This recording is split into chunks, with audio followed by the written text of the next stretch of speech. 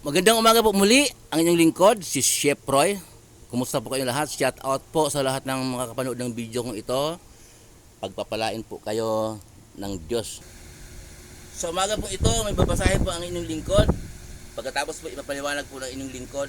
Dito po sa Marcos 7, 7 po hanggang 8. Ito po ay salita po ng ating Panginoong Hesus at sulat ng kanyang mga apostol. Pakinggan po natin. Ang sabi po sa Marcos 7:7, walang kabuluhan ang kanilang pagsamba sapagkat itinuturo nilang galing sa Diyos ang kanilang mga utos. Binaliwala ninyo ang utos ng Diyos at ang sinusunod ninyo'y mga tradisyon ng tao. Po. Ipaliwanag po. Bago po ipaliwanag po, nung nabubuhay pa pala si Jose Rizal, sinulat po niya sa Noli Tangger na binuklat po pala niya ang Biblia. Buong Biblia po binuklat niya at sinabi po niya doon na wala pong nakasulat na purgatorio.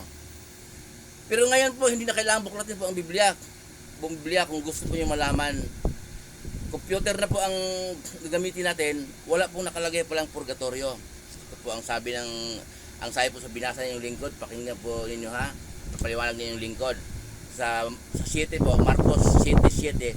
Walang kabuluhan ang kanilang pagsamba sapagkat itinuturo nilang galing sa Diyos ang kanilang mga utos.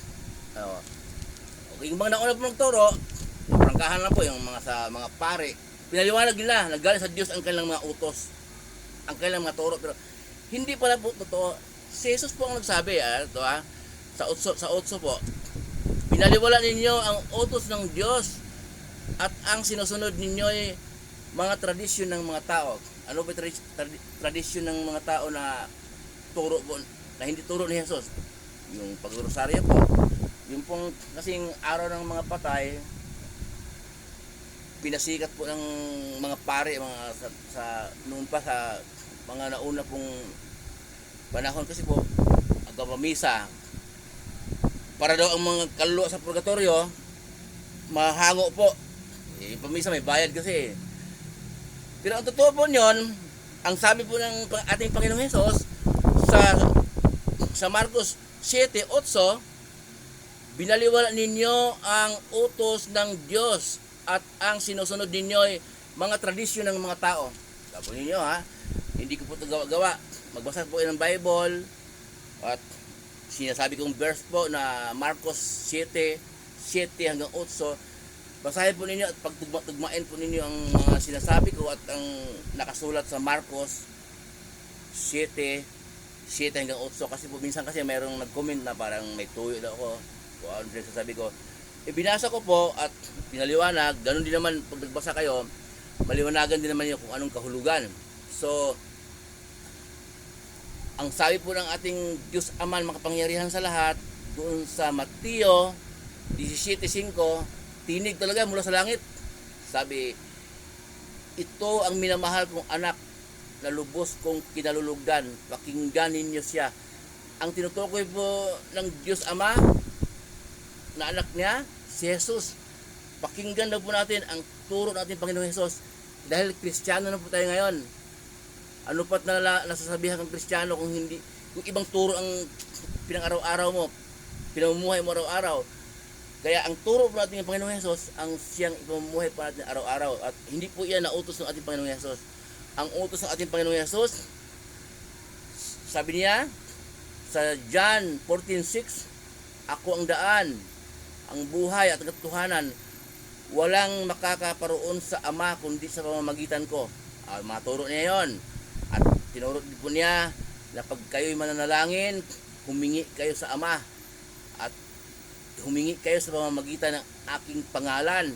Yan, maturo po niya. Ayan. At kung manalangin kayo sa Ama, ganito kayo kung manalangin. Mga turo po niya yon.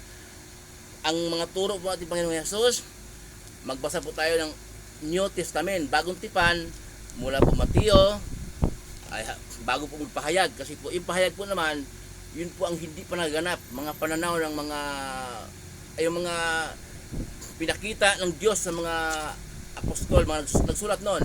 pinasulat ng Diyos yung pahayag, hindi pa po nagaganap yung mga nakasulat sa pahayag. At bago po magpahayag mula Mateo, yun po ang mga turo ng ating Panginoong Yesus. At sa gawa po naman, sa mga episode, mga ganoon, mga Kolosas, pinasulat po ng Diyos yan sa pamamagitan ng banal na espiritu na nanguna sa mga tao na inutusan ng Diyos sa magsulat, para po malalaman po natin ang kalooban ng Diyos Ama na makapangyarihan sa lahat. Ang kalooban po ng Diyos Ama na makapangyarihan sa lahat, ulitin ko po, ang sundin, ang turo ng kanyang anak na ating Panginoong Yesus. Hindi po tayo maliligaw po.